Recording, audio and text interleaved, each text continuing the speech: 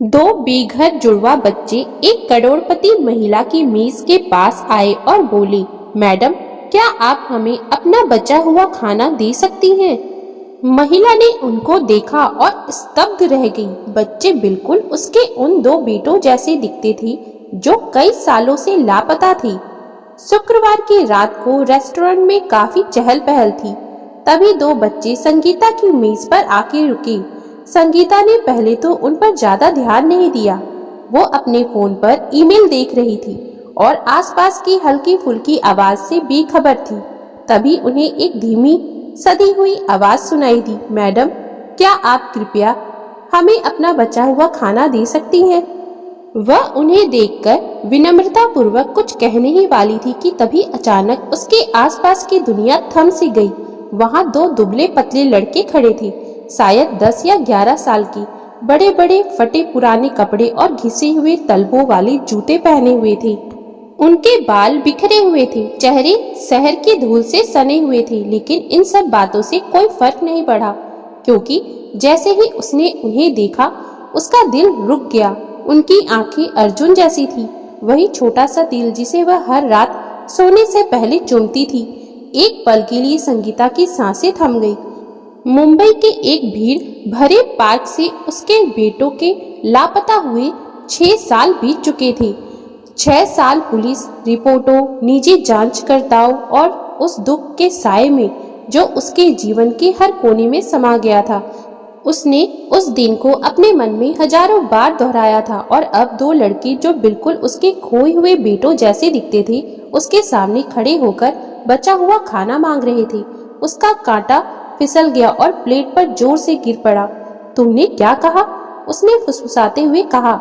तेज आवाज सुनकर बड़ा लड़का सहम गया। माफ कीजिए मैडम, उसने जल्दी से कहा। उसकी आवाज में डर साफ झलक रहा था। हमें भूख लगी है, हमें पैसे नहीं चाहिए, बस थोड़ा सा बचा हुआ खाना दे दीजिए।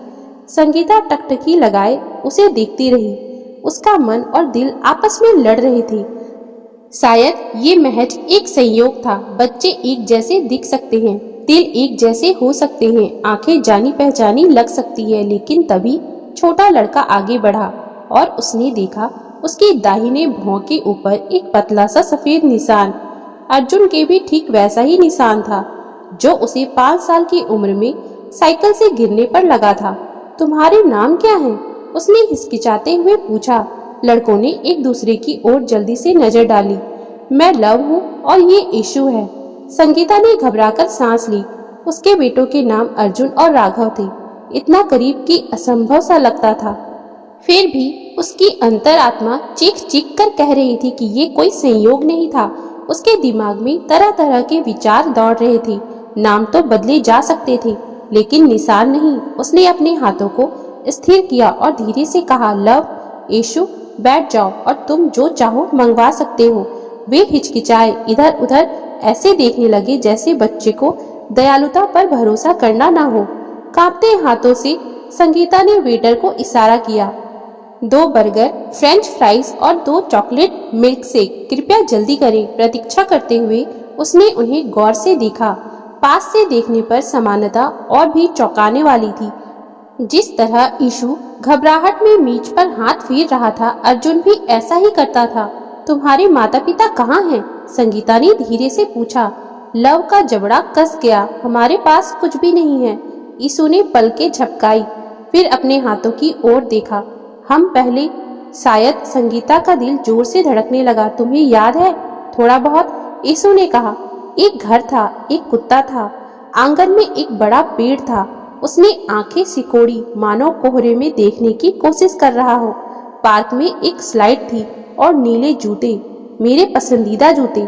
संगीता लगभग बेहोश हो गई।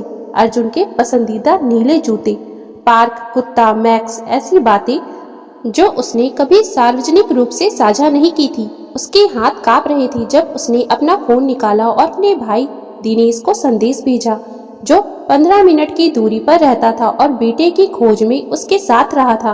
मैं हार्बर हाउस में हूँ। 2 बेघर बच्चे, ये बिल्कुल अर्जुन और राघव जैसे दिखते हैं। एक जैसे निशान, एक जैसे दिल। मेरी तबीयत ठीक नहीं है, आओ। इंस्पेक्टर शर्मा को भी साथ लाओ। इंस्पेक्टर अनीता शर्मा इस मामले की मुख्य जांचकर्ता थी। वह तो मानो परिवार का हिस्सा थी। अगर कोई इस मामले को बिना किसी गलती के सुलझा सकता था तो वह अनीता ही थी। खाना आ गया।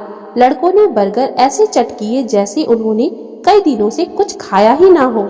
संगीता उन्हें देखती रही। एक तरफ तो उन्हें गले लगाने का मन कर रहा था, वहीं दूसरी तरफ कहीं उसे ये डर भी सता रहा था कि कहीं वह फिर से गलत तो नहीं होगी।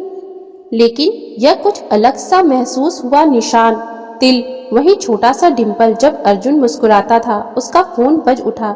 दिनेश बोला, पार्किंग में हूँ, पुलिस मेरे साथ है, बच्चों को जाने मत देना। संगीता ने धीरे धीरे सांस ली और अपने कांपते हाथों को छुपाया। बच्चों, उसने कोमल स्वर में कहा, अगर कोई बहुत लंबे समय से आपकी तलाश कर रहा हो तो आपको कैसा लगेगा? कुछ मिनट बाद दिनेश और अनीता रेस्टोरेंट में दाखिल हुए। संगीता का दिल जोर से धड़कने लगा। अनीता के पुलिस बैज को देखकर लड़के घबरा गए। कोई बात नहीं, संगीता ने तुरंत कहा, वह मेरी दोस्त है, वह बच्चों की मदद करती है, वह तुम्हें नुकसान नहीं पहुंचाएगी। अनीता सावधानी से उनके पास पहुंची और उनके चेहरों को गौर से देखने लगी। वह नीचे बैठ गई। धीरे से कहा, क्या मैं आपके साथ बैठ सकती हूँ? लव भागने के लिए तैयार लग रहा था। यीशु ने धीरे से उसकी आस्तीन पकड़ी और मौन आश्वासन दिया। अंततः लव ने सिर हिलाया। अनीता बैठ गई। संगीता ने धीरे धीरे सब कुछ समझाया। लापता जुड़वा बच्चे, निशान, दिल, जानी पहचानी आदतें। अनीता ने कहा, क्या हम आपसे कहीं अकेले में कुछ सवाल पूछ सकते हैं? आपको खाना मिलेगा, गर्म बिस्तर मिलेंगे, कोई आप पर दबाव नहीं डालेगा। दोनों लड़कों ने एक दूसरे को देर तक देखा। अंत में लव ने कहा, सिर्फ आज रात के लिए, अगर हमें ये पसंद नहीं आया तो क्या हम जा सकते हैं? अनीता ने ईमानदारी से सिर हिलाया। रक्त परीक्षण किए गए। अनीता ने नरमी से सवाल पूछा, क्या आपको अपना जन्मदिन याद है? गली का नाम, आपके पुराने घर का रंग? सफेद, यीशु ने फुसफुसाते हुए कहा। लाल दरवाजा और सामने सूरजमुखी के फूल। संगीता फूट फूट कर रोने लगी। उसने खुद उन सूरजमुखी के पौधों को लगाया था। कुछ घंटों बाद अनीता हाथ में लिफाफा लिए वापस लौटी। उसकी पेशेवरता भावनाओं के आगे फीकी पड़ गई थी। संगीता, उसने धीमी आवाज में कहा, डीएनए के प्रारंभिक परिणाम आ गए हैं। संगीता को लगा जैसे उसके कान बज रहे हों और अनीता की आवाज कांप रही थी, ये दोनों तुम्हारे बेटे हैं। संगीता एक ही समय में हंस भी रही थी और रो भी रही थी। ये मिलन किसी फिल्मी दृश्य जैसा नहीं था। सच जानने के बाद भी लड़कों ने उसे तुरंत गले नहीं लगाया।